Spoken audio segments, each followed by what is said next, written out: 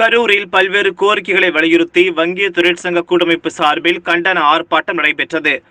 கரூர் கோவை சாலையில் அமைந்துள்ள கனரா வங்கி முன்பு வங்கி தொழிற்சங்க கூட்டமைப்பு சார்பில் அதன் பொதுச் செயலாளர் வெங்கடேசன் தலைமையில் கண்டன ஆர்ப்பாட்டம் நடைபெற்றது. இதில் 50க்கும் மேற்பட்ட பல்வேறு வங்கிகளின் ஊழியர்கள் கலந்து கொண்டு கண்டன கோஷங்களை எழுப்பினர்.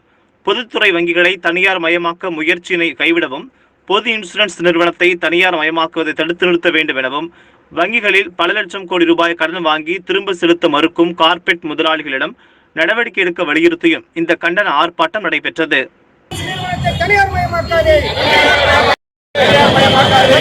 வங்கிகளில் பல லட்சம் கோடி ரூபாய் கடன் வாங்கி திரும்பி செலுத்த மறுக்கும் கார்ப்பரேட் முதலாளிகள் மீது நடவடிக்கை எடு. மத்திய அரசு பிஜேபி அரசு நடவடிக்கை எடு. மத்திய அரசு பிஜேபி அரசு வங்கிகளில் பல லட்சம் கோடி ரூபாய் கடன் வாங்கி திருப்பி செலுத்த மறுக்கும் கார்ப்பரேட் முதலாளிகள் மீது நடவடிக்கை எடு. என்ற பெயரில் நீதித்துறையை சீர்குலைக்காதே. மத்திய அரசு சீர்திருத்தம் என்ற பெயரில் நீதித்துறையை சீர்குலைக்காதே.